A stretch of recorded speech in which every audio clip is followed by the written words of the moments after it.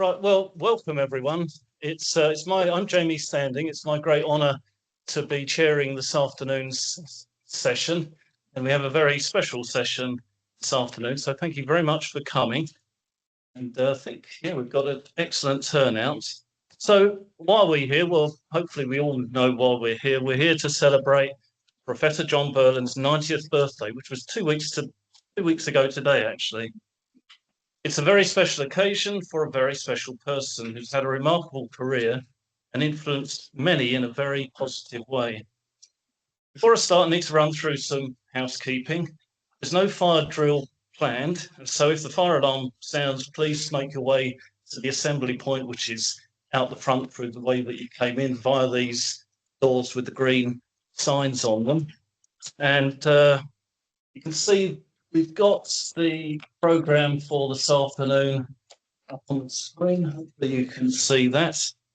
So we're going to have 6 presentations with a tea and coffee break midway, and we've got an important deadline that we need to finish in good time so that we can make our way to listen to Professor William Parry's Rankine Lecture, which this year is going to be held at the Royal Geographical Society, which is just a short distance up the road there.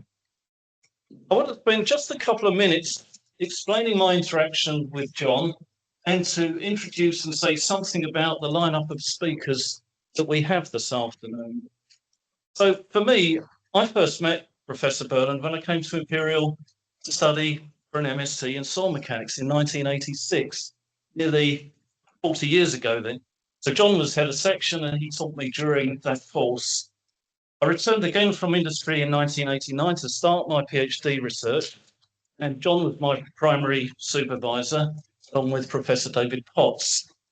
Before completing my thesis, John asked me to join a group of researchers looking at tunnelling-induced ground and structural response in conjunction with the Jubilee Line extension project. Since that time, we've continued to work together on various fronts, most recently on the Crossrail research project. He and I have also been monitoring a number of leaning walls for the past 20 years. Not quite as exciting as the Leaning Tower of Pisa, but one of them did fall down. It's been a great privilege to work closely with John, and I've benefited enormously from the experience. Okay, that's enough of me. Now, on to our speakers. So, our lineup today has been carefully chosen to represent some of the main stages of John's career and some of the important interactions that he's had. So Professor Lord Mair needs little introduction to the geotechnical community. Robert is going to start off the proceedings. He was one of the founding members of the Geotechnical Consulting Group, was head of civil engineering at Cambridge University and master of Jesus College. Robert has interacted with John for decades on numerous projects, and he's going to give an overview tribute to John. Next up is Dr. Tiago Gaspar, a newish member of the geotechnics section here, and one of his key research here is his unsaturated soil mechanics, a field in which John has had a great influence. Tiago is going to cover some of these elements. There is also another strong connection that John started his studies in this area in South Africa, from where Tiago also hails. Professor Sasha Puzrin, who's head of the Institute of Geotechnical Engineering at ETH Zurich, is next. Sasha is a great friend of the section and has been since the 1990s when he worked with John on constitutive modelling. This is another of John's key fields, especially with his PhD studies at Cambridge University. Sasha will talk about John's constitutive modelling contributions. Then we have a tea break. We have a short session for reflections if people want to make contributions. And then for the second half, we'll start with Dr. Jessica Hugh, who's Technical Associate in the Ground Engineering Group at Buro Happold. I think that John would agree that both he and I were very fortunate to co-supervise Jessie's MSc and PhD studies. The first concerning Winchester Cathedral, which many of you will know about, and the PhD looking at the response of ageing infrastructure tunnels to the construction of the new Crossrail tunnels beneath them. Field monitoring and ground response to tunnelling and deep excavations are other areas to which John has made many contributions. and it's wholly appropriate to just covers this element. Dr. Hugh, senior consultant at GCG, well, sort of retired, has also worked with John at the building research establishment. So Hugh will cover this important period of John's career and the many contributions that he made there as well. And then Professor Julia Viggiani, head of geotechnics at Cambridge University, has kindly agreed to stand in for her father, Professor Carlo Viggiani, who works with John on stabilising the Leaning Tower of Pisa. This is the project that most people will probably associate John with, and it seems fitting to close the afternoon with Julia telling us about this remarkable project. So at the end of both of the sessions, as I mentioned, we've got about 20 minutes where people can make contributions if they wish. So the session is being recorded and it's not being live streamed.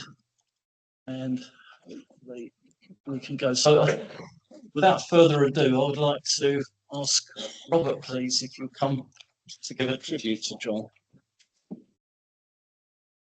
Yeah, just this. Do you want to bring me the microphone? I don't know if you need it. Well, good afternoon, ladies and gentlemen. I have a pleasurable and difficult task. The pleasurable task is that I've known John for many decades. The difficult task is that trying to summarize in a short presentation all of John's achievements has been extremely challenging. I hope I do him justice. So I've identified there are at least 7 major areas which John has made enormous contributions: fundamental soil behavior, instrumentation and field monitoring, deep excavations and retaining walls, foundations, settlement damage, protection of historic buildings, and teaching. And I'm going to go through those 7 subjects. So the first one, fundamental soil behavior. Some very early beginnings. So this is John looking as youthful as he does now. And this is an extract from a civil engineer in South Africa, that's in Afrikaans, I think, in 1961. And you can see there that John's 2 papers underlined in red signifies his interest very early on. So one is a simplified color chart for soil identification. And the second one is the concept of effective stress in unsaturated soils. So his early beginnings, South Africa, as I've just mentioned, where he did some really pioneering work with Professor Jennings on unsaturated soils. And then he was at Cambridge, where he made an enormously important series of contributions, but not least modified CAM clay. And you'll see that the red part that I've circled there, for those of you who are familiar with this very important model, will see that it's the yield locus there is different, and that was something very important that John identified. I think Sasha Puzrin will probably be saying more about that. So then, still on the theme of soil properties, his Rankine Lecture, and that was a milestone. It was a milestone because it discussed. He introduced the principle of intrinsic properties of reconstituted clays, and showed how the properties of a natural clay differ from its intrinsic properties due to the important influence of soil structure, fabric, and bonding. You can see the void ratio plotted here against vertical effective stress, and you can see these odometer tests on Bothkenner clay.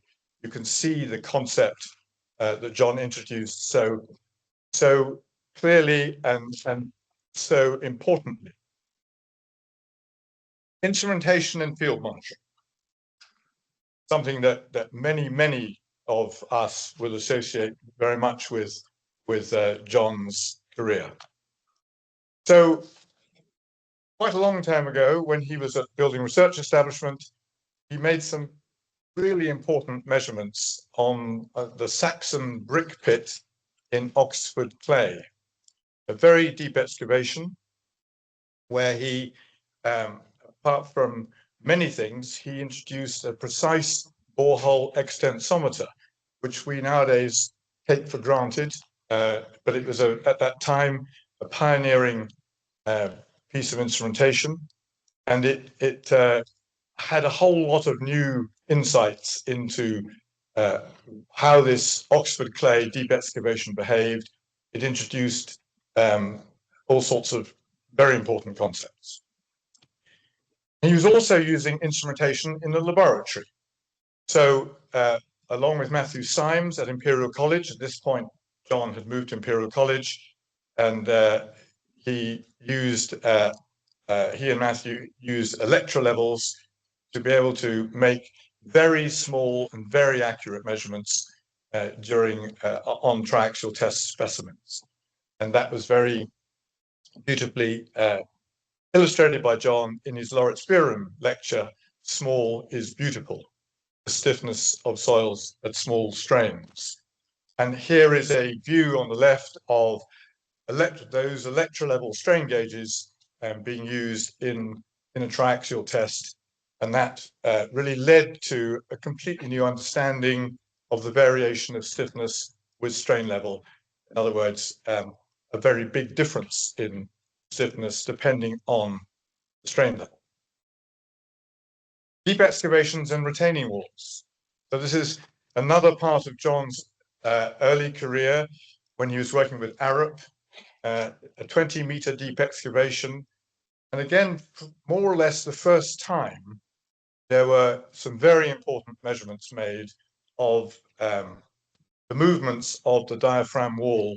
And the graph there shows the horizontal displacements of the diaphragm wall as excavation took place. Again, a classic piece of work. The Britannic House case history is one of the best. And then, of course, there's the Westminster Underground Car Park. And I've circled in red there a particular building that John was much associated with. That was the Big Ben clock tower. And we saw here, again, a very, very thorough and comprehensive series of measurements for this deep excavation for this underground car park. And it was extremely important because at that time, the significance of small strain stiffness was not fully understood. So the observations you'll see here, and at the time, John was very clear and absolutely transparent and showed that the predictions at the time before the small strain model was really being introduced were pretty way out. But John, I think to everyone's admiration, published the predictions nevertheless. But subsequently, as small strain models started to be understood, you'll see that the dashed line by Brian Simpson and his colleagues at Arup, who are beginning to use small strain models, gave a much better understanding of John's measurements. But this was a very important time for geotechnical engineering. Foundations. So John did some terrific work when he was at BRE on chalk. So along with the inimitable Bill Ward and Ray Gallois, they did a fascinating full-scale loading of chalk up at Munford in Norfolk. Those of you who have worked with chalk will know about the Munford classification, the Munford chalk classification. So this was a large 18-meter high, 18-meter diameter tank full of water, along with a lot of plate load tests, and also along with 0.76 meter diameter shafts, down which John, probably it was you, John, who was as slim then as he is today, it's not very big, 0.76, went down those shafts to make some all-important visual descriptions of the chalk. And this work was a classic piece of work on the properties of chalk. settlements of foundations on sand and gravel.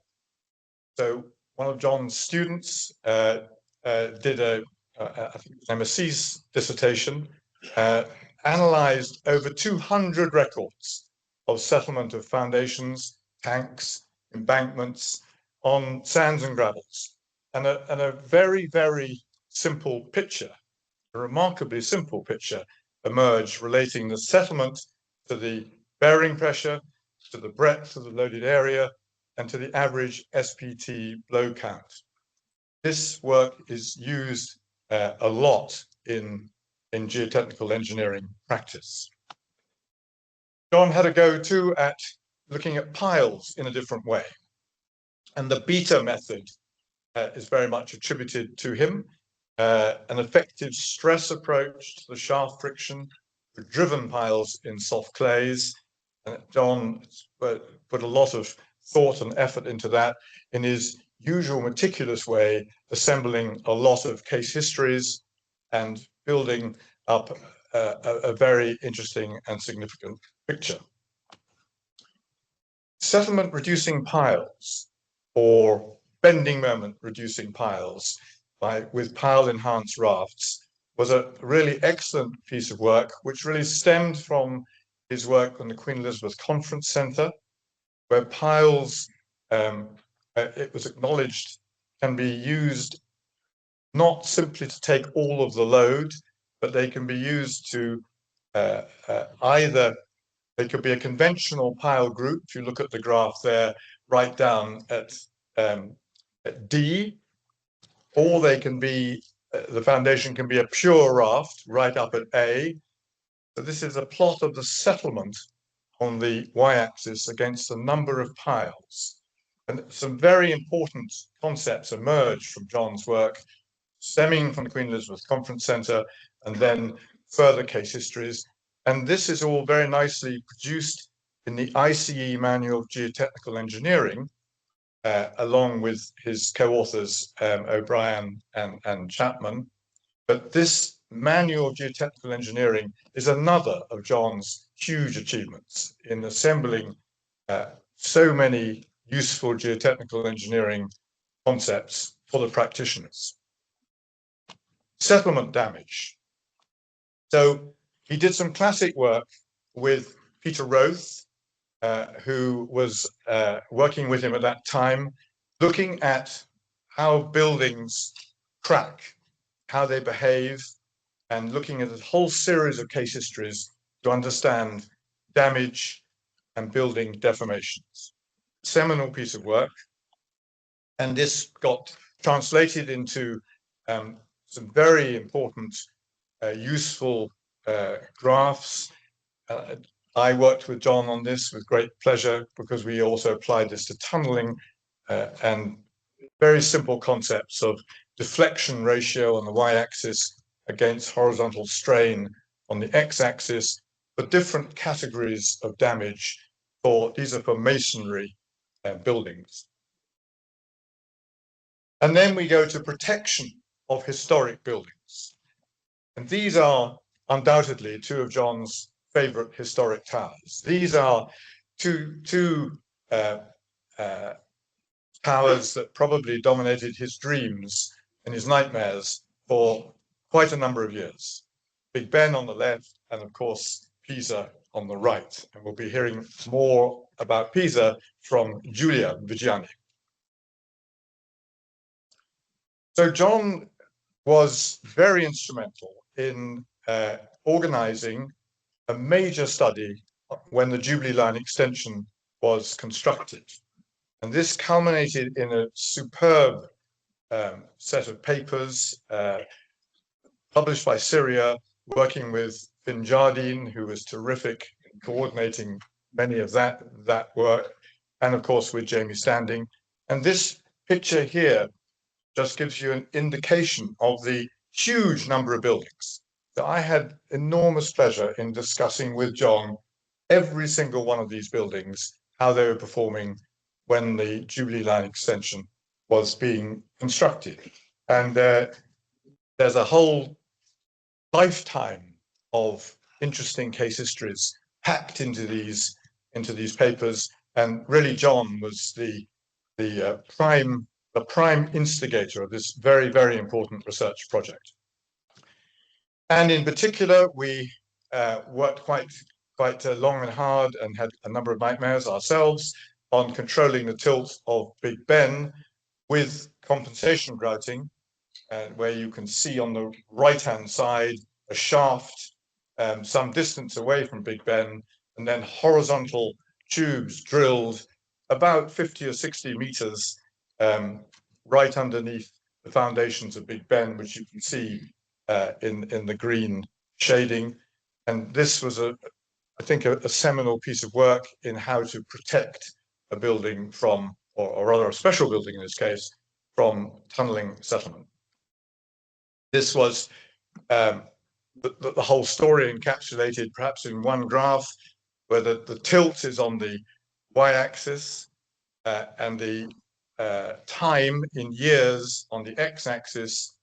And you can see that for the first year or so, no compensation grouting was done.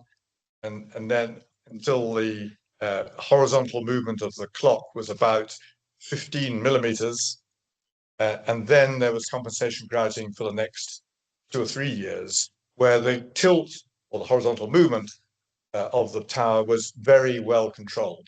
And John was hugely involved in that with us and was a real inspiration in terms of understanding exactly what kind of measurements to make, when to read them, how to interpret them, and how to deal with things like the hot sun making Big Ben move in ways that were independent of the tunneling going on beneath it.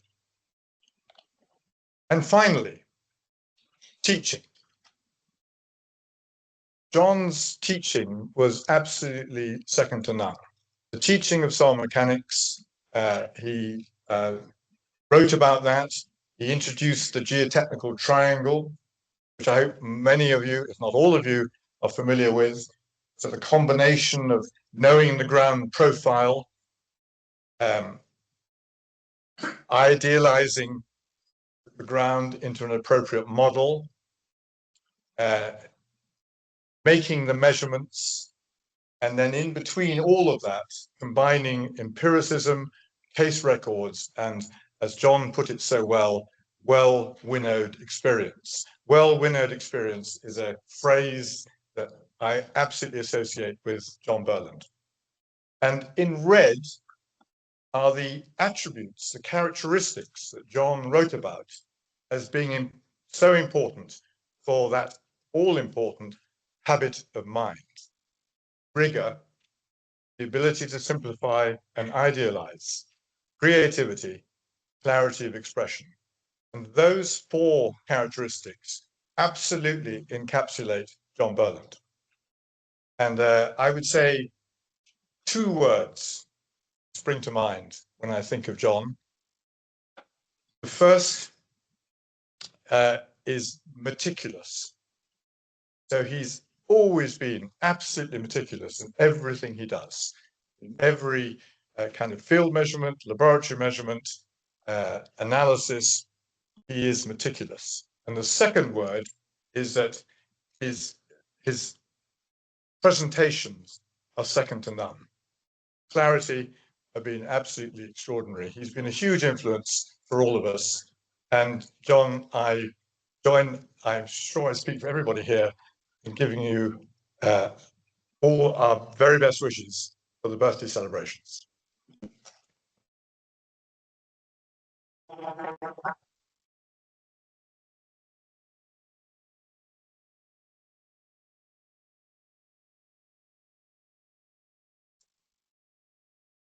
Thank you so much, Robert. It's absolutely great.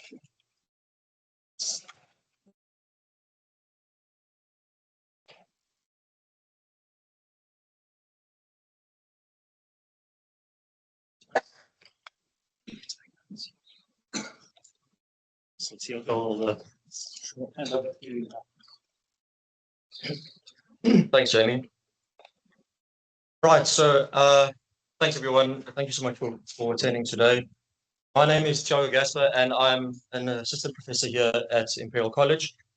Just a bit of background on what I'm presenting today, it was briefly mentioned by Robert and by Jamie that John started off his career in South Africa with his education at University of the Witwatersrand. So we have that connection. John also, as you all know, went on to spend many years here at Imperial College, where he made a great deal of contributions to the field. So this is another parallel because I've very fortunately gotten the opportunity to join the staff about a year and a half ago. But I'll explain in a bit now why this presentation today is doubly stressful for me to present. But before I get there, this is just a photograph of John's MSc class from 1960, where he completed his dissertation that Robert already mentioned. Here are a few names which you might all be familiar with. So Jennings, Ken Knight, Fitz Wagner, and John. So all very recognizable names in our fields, people that went on to make quite substantial contributions. But another connection that we have, in addition to everything I've mentioned, is the fact that John is actually my great-grand supervisor. You see myself here on the bottom right, bright-eyed and bushy-tailed and probably a little bit naive, wanting to venture into the world of unsaturated soil mechanics. But I was supervised by Professor Jacob at the University of Pretoria. He, in turn, was supervised by Professor Jamie Standing. It's also worth highlighting that Robert Mair, who just spoke before me, was SV's PhD advisor during that time. But Jamie was then supervised by John Burland. So in addition to trying to do justice to his contributions to unsaturated soil mechanics, I also need to try and do my great-grand supervisor proud with this presentation. So let's hope that I manage to achieve that as well. Now, if we go and look through John's contributions in any aspect, any of the aspects that Robert mentioned earlier, you very quickly fall down a rabbit hole, and you could pick any one of those individual topics and easily speak for about an hour. But what I've chosen to focus on are these three publications, which came out as a result of his MSc testing that he did, looking at the concept of effective stress in partly saturated soils. And this is something that I try to remind our MSc students here at Imperial, so that they are aware of how high the bar has actually been set for all of us. A bit intimidating, but also, I think, quite inspiring. So from that initial dissertation, published this seminal work in Geotechnical in 1962, looking at the limitations of the use of effective stress in unsaturated soils. And then the final paper that I'll be referring to is 65 publication of his, where he went and highlighted a range of behavioral complexities of unsaturated soils. But to draw on what Robert mentioned previously, John's ability to clarify or convey ideas very simply is something that I think is, over and above his technical contributions, is something that was really, really valuable. And is actually, I'll take a bit of a sidestep here for an anecdote. I'm sure I'm not the only one here that if I'm seeking a bit of inspiration, geotechnically speaking, you sort of go online and you have a look around for some of John's lectures, which all exist on YouTube. I can't be the only one. And you pick one of these lectures and you listen to it for about 10 minutes or so, and you feel very fired up and ready to take on the world and make all sorts of contributions. But in doing this, one of the millions of times I've done it, I came across an interview that he did, I think, with the ICE, where John mentioned how he would always model his writing after Sir Alex Skempton's papers, because he found that Skempton was able to convey his ideas in a very simple and clear way. And I only came across this interview a few years ago, but I thought it was interesting because up until that time, I had always looked at John's papers and thought that I would like to model my writing after his.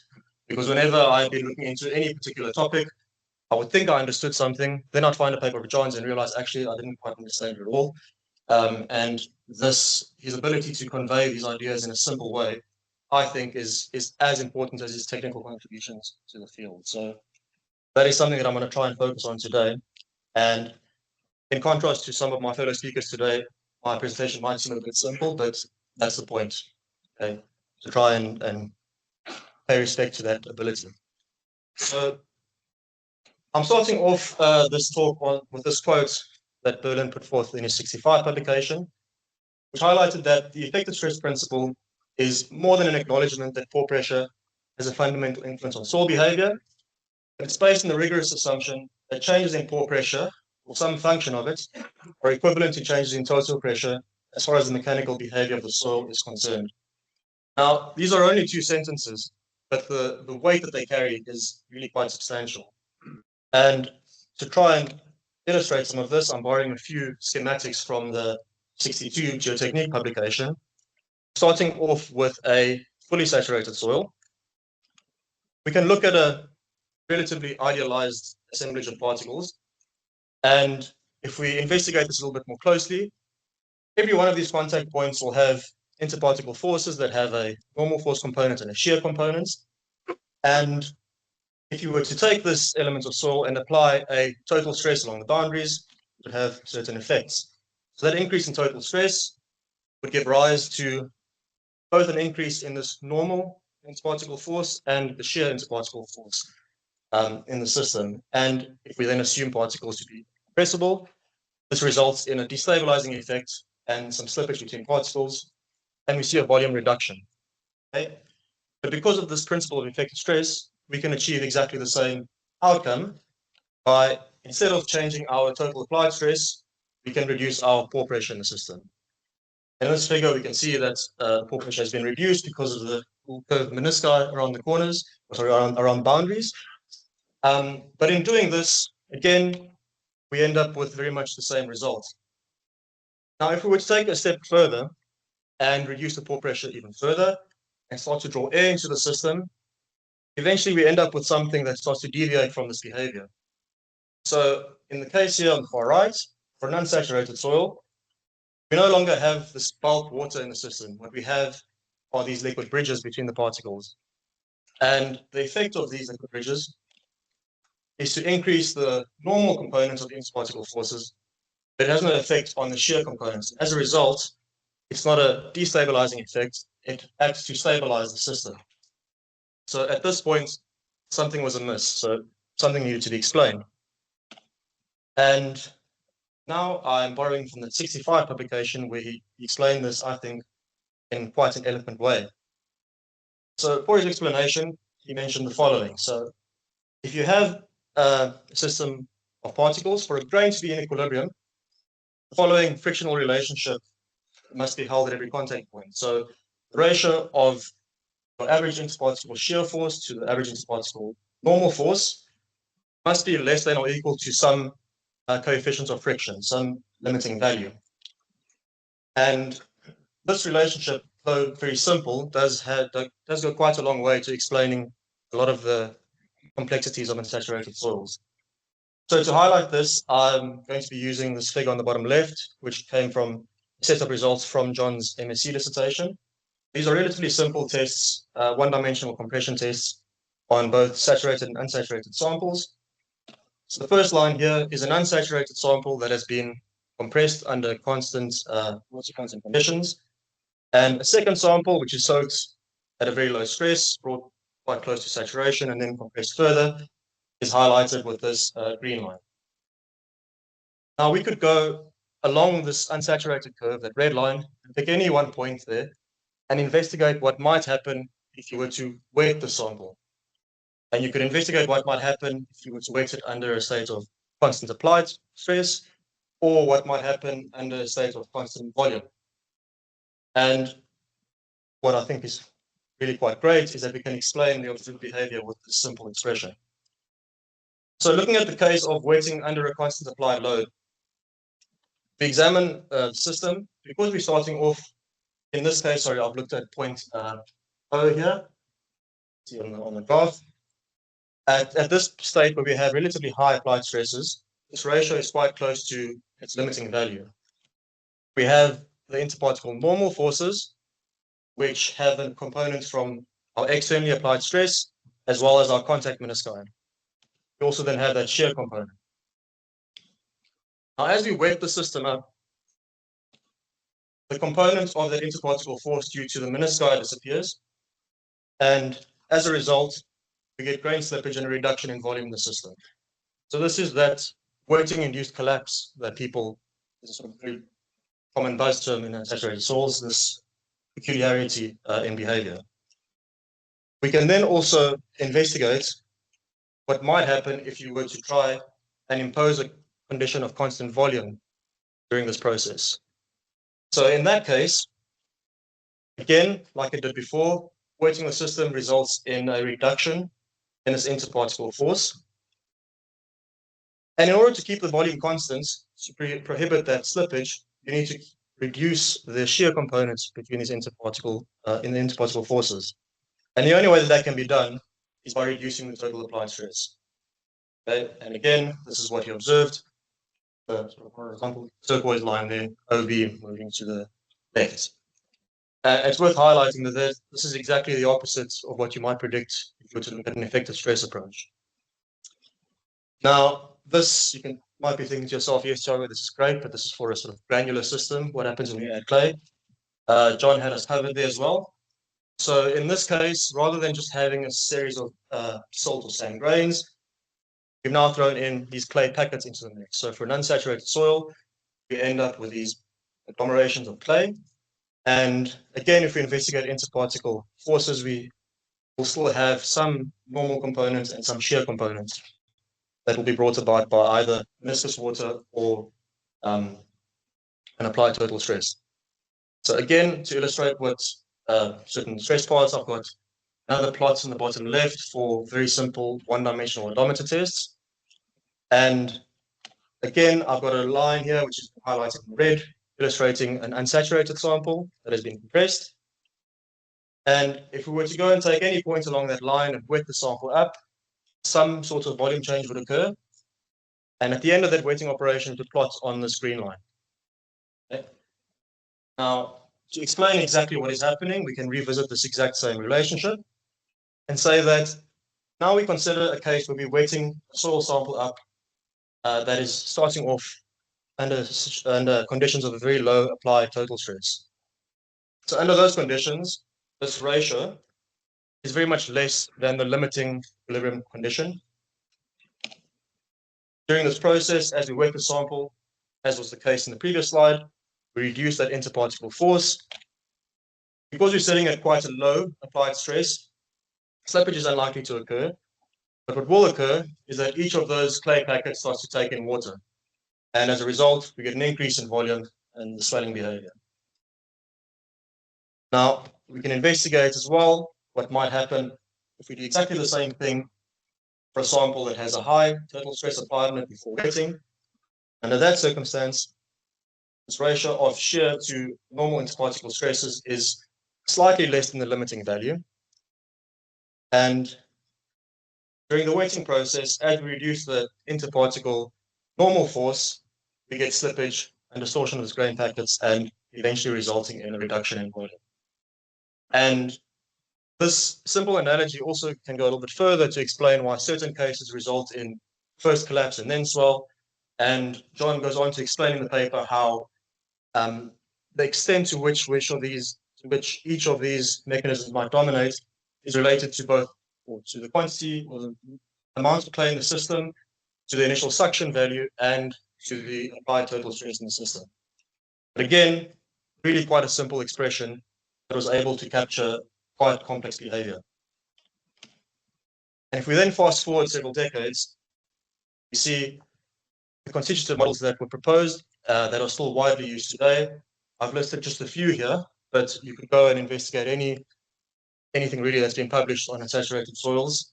And you will find that most, if not all of these, will refer directly to John's publications in the 60s. And it really is from these fundamental observations that he made during his MSc that helps understand a lot of this complex behavior. So we can go very fancy and look at all the sort of very complex equations, but the ability to convey these ideas with that simple expression is something that I think is really quite outstanding.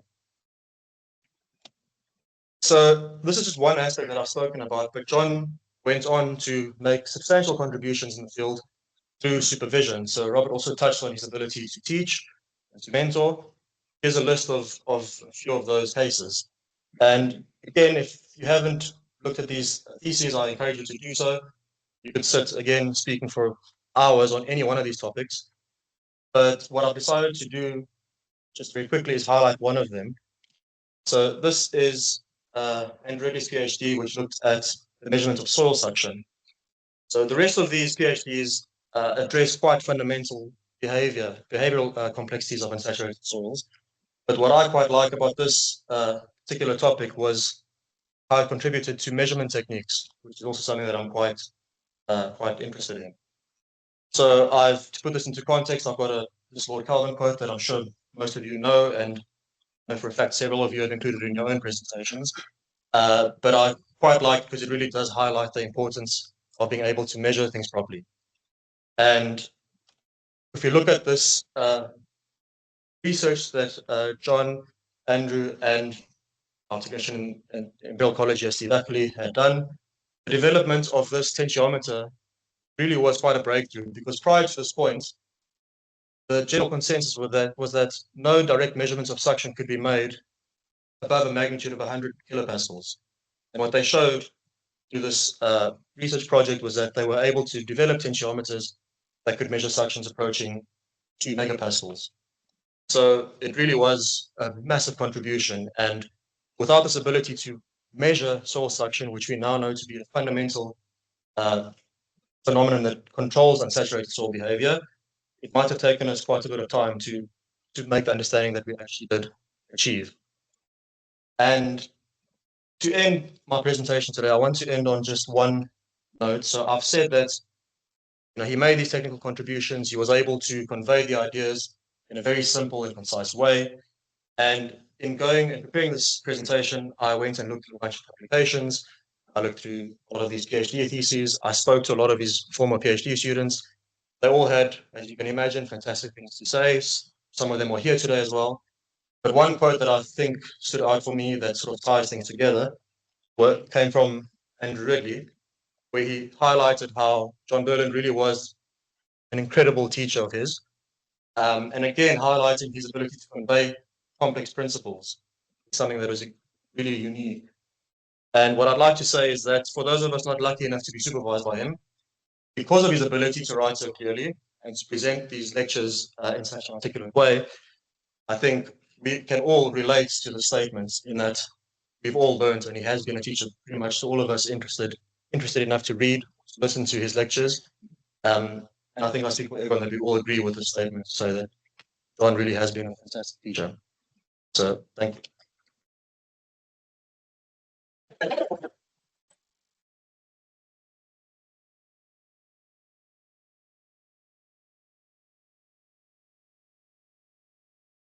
Tiago, thank you very much. I think that was you did your great grand supervisor.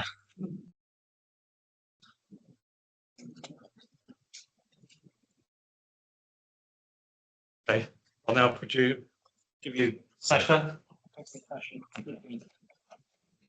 Mr. Chairman, dear John, ladies and gentlemen,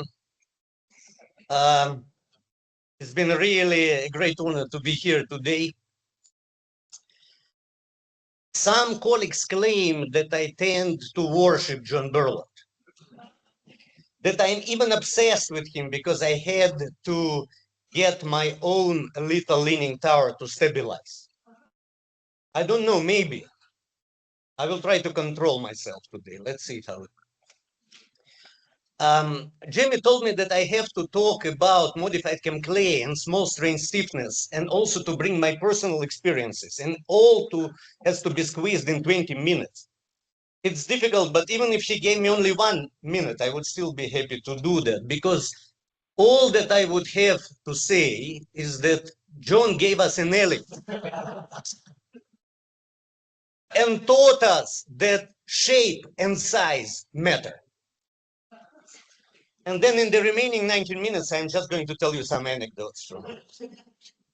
So let us start with modified chem clay. The first time I heard about modified chem clay was in 1987 in Moscow. The Iron Curtain was still very much in place. And behind it, the Soviets developed their own version of soil mechanics. The leading figure there was Professor Tsitovich, a member of Russian Academy of Science. His book, textbook, Soil Mechanics, was the Bible. I found specially for you this translation from 1986, and you are not going to find critical state models there. In fact, when you read this chapter, Formation of Soil Mechanics and the Role of Soviet Scientists, you are going to find out that the only foreigners who contributed to soil mechanics were Coulomb, Businesq, and Terzaghi. Although Terzaghi's contribution and originality is already disputed because 3 years before him, a famous Professor Puzrin, no relation, has already proposed the general theory of stress state in earthen soils. Don't tell me you have not heard about Professor Puzrin. After that, there is a long list of only Russian names. For some reason, Professor Tsitovich mentions himself 4 times. And we understand why in his final statement.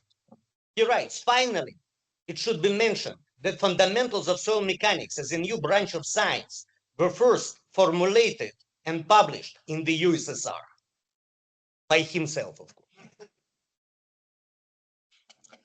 So how did I learn about the modified chemically? Rumors. Allegedly, a colleague of a colleague saw this mysterious elliptical yield surface in some foreign journal. It was illegal, probably smuggled into Russia by MI6, together with the Gulag archipelago of Solzhenitsyn. You would read it at night under your blanket and you go to jail if they catch you. And yet, modified chemically made it through the Iron Curtain. And who knows, maybe it was this tiny elliptical imperfection from which the cracks started to propagate and brought the entire system down. In any case, in 1991, Soviet Union collapsed, I escaped, and finally could learn about this illegal critical state model. It appeared to be a beautiful framework where you can get 0 volume changes at failure without a need in non-associated flow rule, that correctly captured contraction and strain hardening on the wet side and dilation and strain softening on the dry side. And it all happened within one unique framework with only 3 parameters. It was fascinating. The original Chem Clay model of Roscoe, Schofield, and Roth was almost perfect. It had only one problem: its shape. It had some issues like generation of plastic shear strains in isotropic consolidation because of this bullet-like shape. In anisotropic consolidation, it overpredicted K-note. And this corner created numerical instabilities in finite element applications. It also struggled a bit, as we see, to reflect grain triaxial behavior in shear tests. But where did this shape come from? It was derived by using normality from a particular assumption about incremental plastic work. Because energy is dissipated in soils in friction, it was assumed that incremental plastic work should be proportional only to the increment of plastic shear strain. And then you apply normality and you get this bullet. Well, it has to be said that like any energy postulate, this seems very fundamental, while in reality, this is not the 4th law of thermodynamics. It's just an assumption about a particular constitutive behavior of a particular material. So then, in April 1965, someone going by the name Burland publishes a letter in Geotechnical, the yielding and dilation of clay, where he proposes an alternative assumption. He says that actually incremental plastic work should also depend on the increment of plastic volumetric strain, because in volume changes, you still have friction at the particle scale. Well, John, forgive me, but this is also not a fourth law of thermodynamics. You know, this particular, okay, this makes sense, but this particular functional form, but what really made the change, that when you apply normality to it, it gives a different shape, an ellipse. And this ellipse solved all the problems of the original chemical. As John and Roscoe, including this triaxial behavior, later demonstrated in their famous paper from 1968 on the generalized stress-strain behavior of the wet clay. A modest 75-page conference paper. And John, I always wanted to ask, have you tried Geotechnical first and got rejected? This ellipse appeared to be extremely useful in all further developments. For anisotropy, you just rotate it. For bounding safe surface plasticity, you scale it. For kinematic hardening plasticity, you just nest several of them and make sure that they do not intersect. And finally, for hyperplasticity, you can easily write down its thermodynamic potentials like Guy Holsby demonstrated in his paper. I was very impressed. But who was this Mr. Burland? I could only assume. You know, April 1965, this was 3 months before I was born. And judging by the scale of contribution, and also in the Soviet Union, a PhD student would never be able to publish alone, even a letter. So I assumed that he must be someone very senior. British equivalent of Professor Tsitovich from Russia. So imagine my surprise when in 1993, I go to London for a conference, and one of my Technion professor suggests that I go to Imperial College and meet John. And my first reaction was, what? Guy must be like 19. So I go to Imperial College, meet John, and the first thing I say is that I am really happy that you are still alive. I'm not kidding, right, John? This is what I think. Well, in my defense, as you can see, I am not always wrong with my predictions. Sometimes I'm simply a little bit ahead of my time. So I am now older than John was now, and I don't know how I would react if someone, a total stranger, would approach me and say something like that. But John took it like a true Stoic. He said, you know what, Sasha, I am also very happy that I'm still.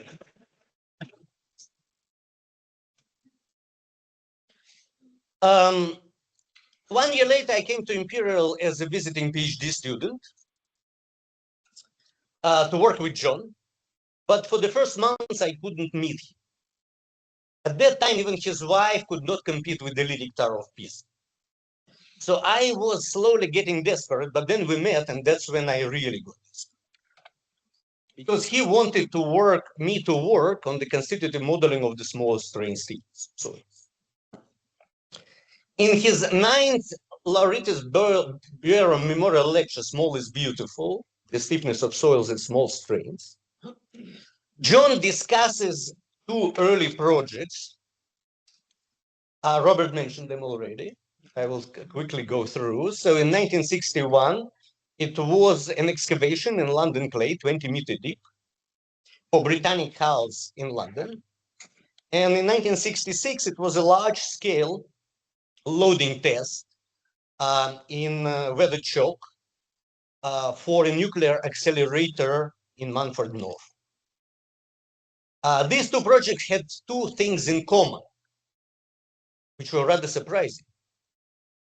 There were a lot of measurements that demonstrated that in the biggest portion of the ground, the strains were very small.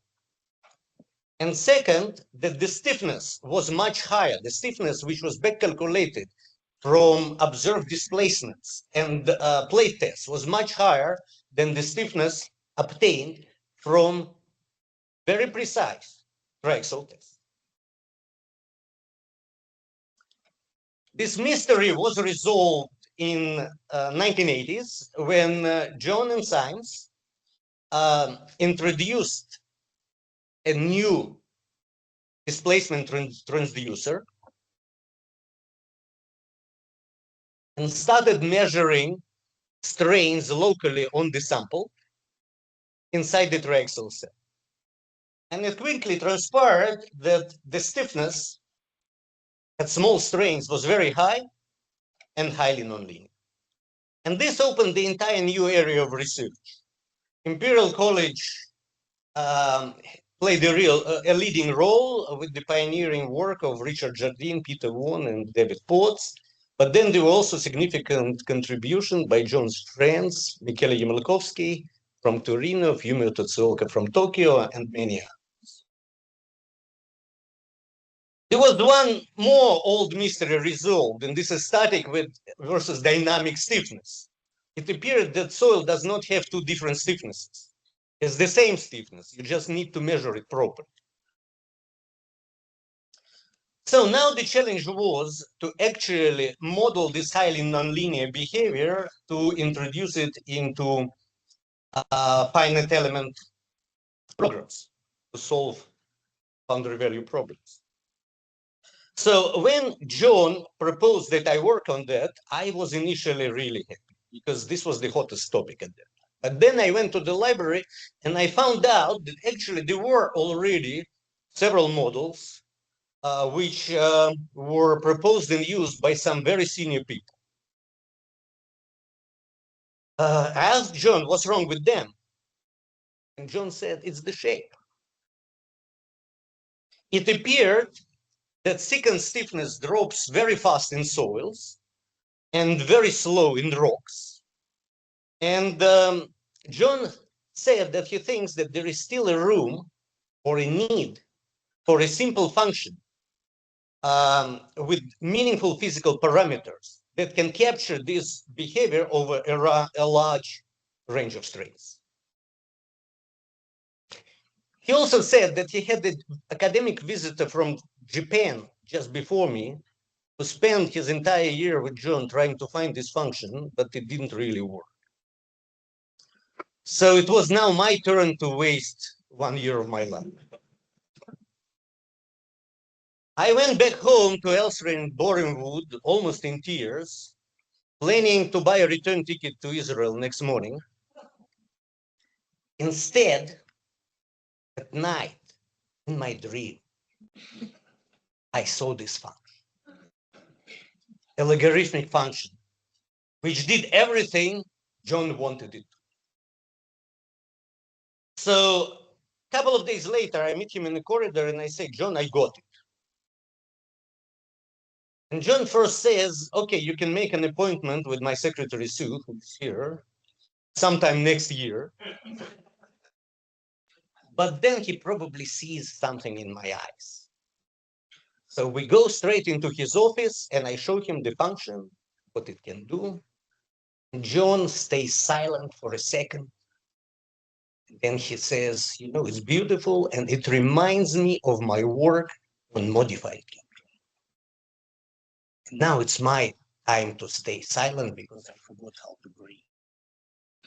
And probably, retrospectively, this would be the right peak moment to retire because since then my life has only been going down. John organized a seminar for me at Imperial where I was severely bashed. It was brutal. Richard Jardine said that the model is one-dimensional and he doesn't see how we can extend it to a generalized stress space. And David Potts simply said it's a Mickey Mouse model.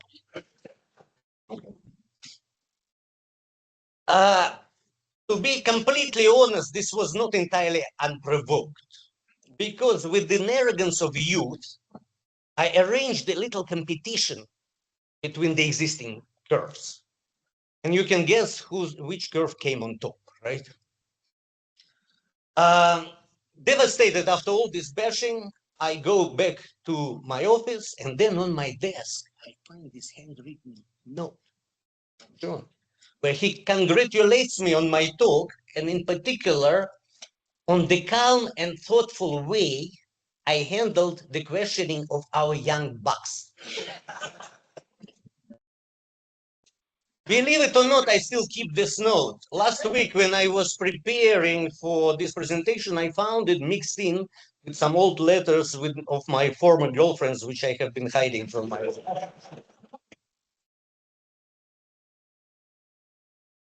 So we continued working with John on this model, extending it to triaxial space with linear elastic and small strain region, purely by coincidence being elliptical. Okay, shape is a bit different and they are rotated, but this is to model properly the coupling and anisotropy. Later, David Potts and Trevor Addenbrook used it in ICFEP to model tunneling problems. Then John and I incorporated it into kinematic hardening plasticity to model irreversible behavior within the small strain region. And finally, with the help of Guy Holsby, we demonstrated its thermomechanic consistency.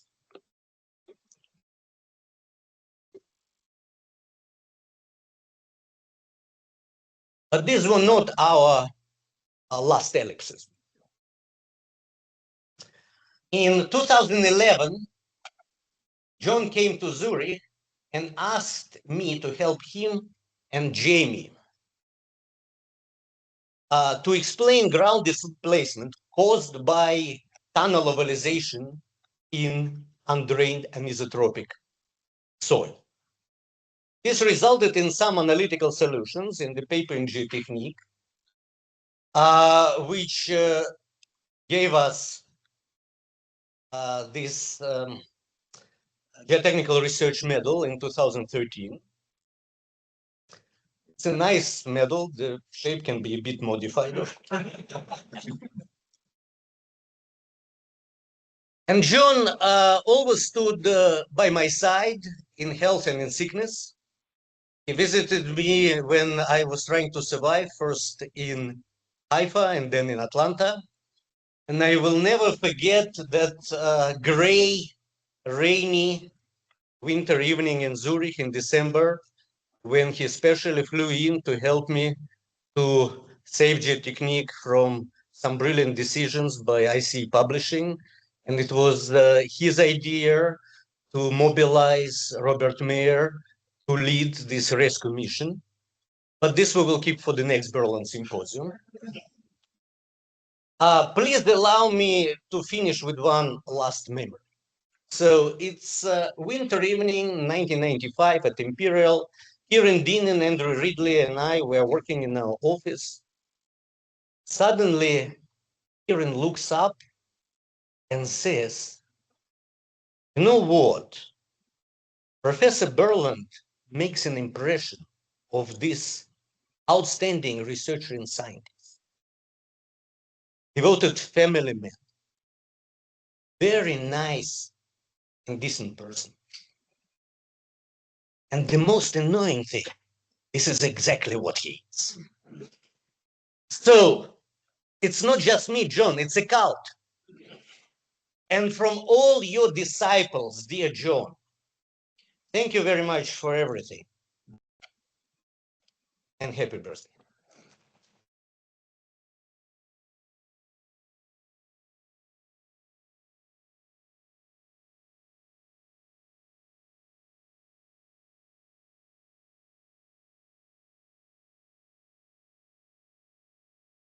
Sasha, thank you very much. I think you've certainly woken everyone up, and so I can see a lot of smiling faces here, which is delightful. We've got 15 minutes scheduled for some questions, some reminiscences. Does anyone want to have got two people with mics? Anyone would like to make? Antonio, please. Please state your name and affiliation. Yeah, Antonio James from the Universitat Politécnica de Catalonia in Barcelona. Tiago Gaspar has already mentioned the immense debt that we have to John's youthful work in unsaturated salts, everybody who has worked on unsaturated salts. But I just want to add one thing, which has been prompted by some of Sasha's comments. When we were trying to build a model, a framework, our main purpose was to try to put unsaturated soils very much into the mainstream of soil mechanics, which meant saturated soil mechanics. And so it was important to choose a model, a saturated model that would be the reference for the unsaturated model. And we didn't have any doubt at all that if we wanted to be in the mainstream of soil mechanics, we should use the modified CAM clay. And we did, we were right then. I'm convinced that we are still right now.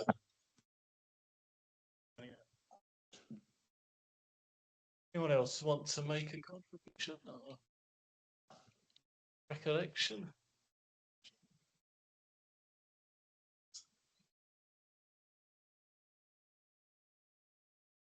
Okay, so you trying to think back to some stories.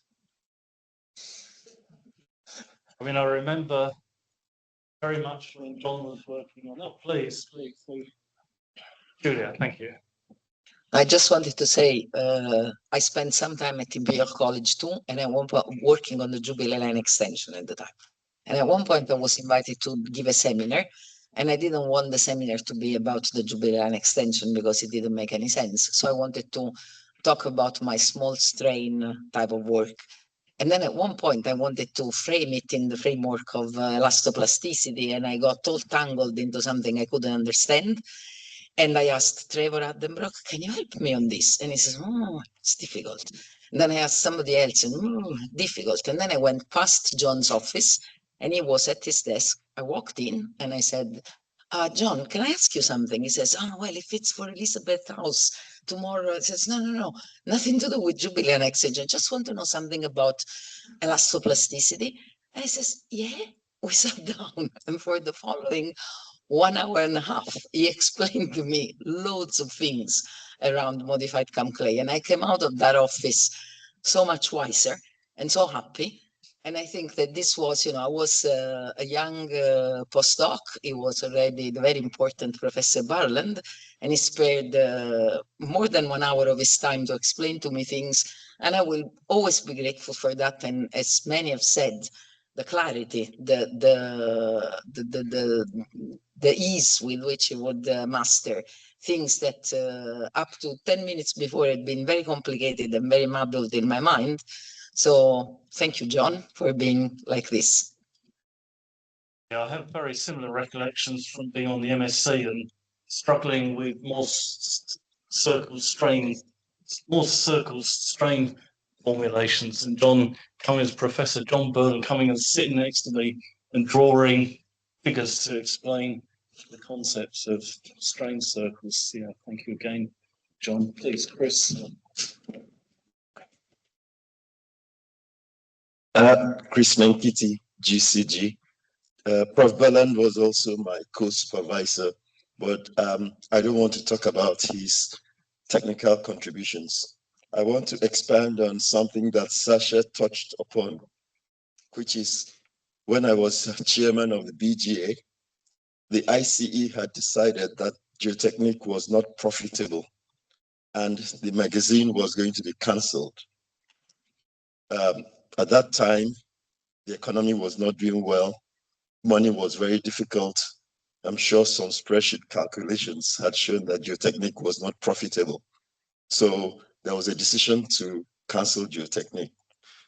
And we had to battle this, and we had to mobilize all the bazookas in our arsenal, so to speak.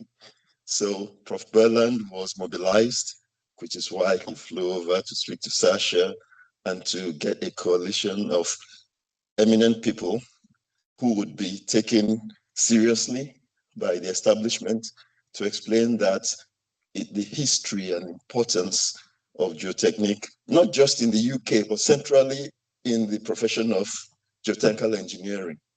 And I'm glad to say that they were obviously successful because we still have geotechnique here today. So if only for that, Prof, thank you very much.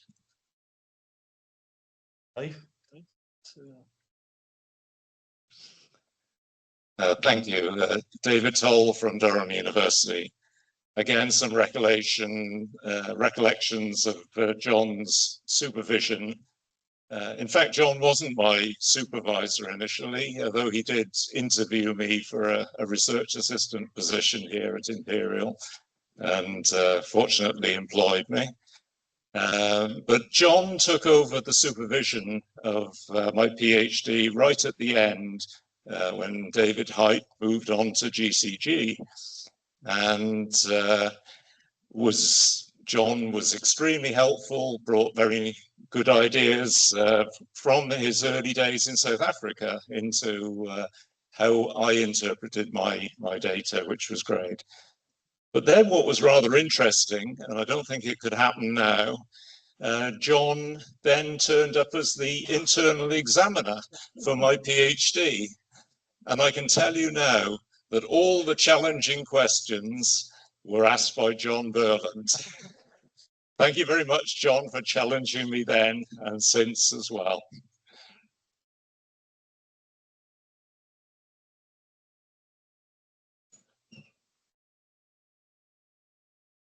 I think Robert Mair pointed out that John is an excellent teacher. And about 15 years ago, maybe slightly longer, I was tasked with teaching professional engineering practice to the first years. And I asked John, would he come and talk about the Leaning Tower of Pisa? And he said, of course. And he said, how long was the session? And I said, 3 hours. So you don't need to worry about, going over time. And he said, well, we must do something with the students. And he developed a wonderful interactive activity for the students that we ran for many years subsequently, based around the Leaning Tower of Wheathampstead, or the Leaning Wall of Wheathampstead. And I think my favorite memory from that period was the day the first year students, a little group of them, came up with a solution which involved replacing the soil with foam. And there was something about John's personality where they felt it was going to be okay to argue this harebrained idea with Professor Burland. They were not intimidated, and they really were interacting with him, even though the fundamental basis of their solution was a bit dodgy. But it was just wonderful to see that they weren't fazed, because he had presented to them in such a gentle and inclusive manner. And I thought that was amazing. And I've learned so much about teaching from interacting with John, and thank you. Thank you, Catherine. I think on that point also, I'll just reminisce, I know that during the Jubilee Line extension work in the initial hearings, John was often tasked with going out to talk with members of the public whose buildings were going to be affected by the works. And I remember in particular John coming back, having visited the residents of Happold Street, which is just behind the South Bank Centre, and he said, yeah, golly, there was a whole lot of vociferous musicians and people there that he had to deal with. Very good at calming the water. So was there another? Sasha, please. Sorry, one more memory, okay? The last one. When Guy Holsby invited me to move to Oxford after Imperial, I was a bit scared to break the news to John, because not everybody at Imperial liked it. But then Phil Lewin, with whom I lodged at that time, and who knew John from BRE, they worked together there, he said, don't worry, John always puts the interests of his students above his own. And indeed, John said, go for it, it would be good for you in Oxford, good for your career. And since then, I have been trying to apply the same principle to my own students, but my advice is don't repeat it at home if you're not John Burland. Thank you, Sasha.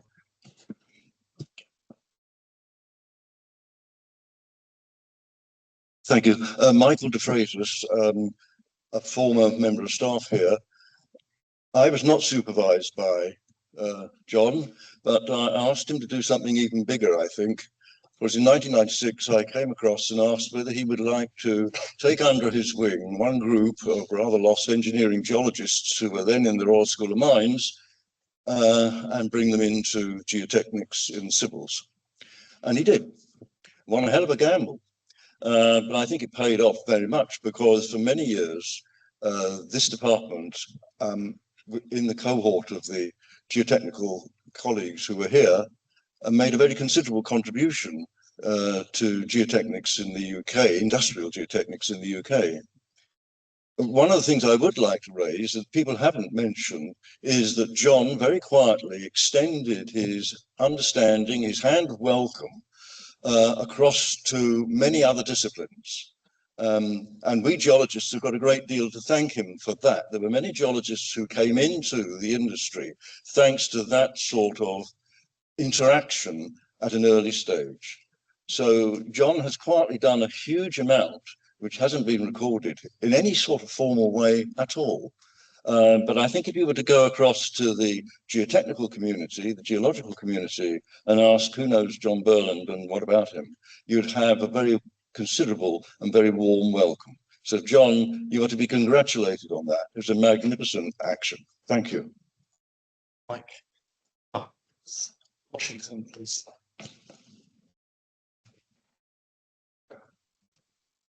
Thank you.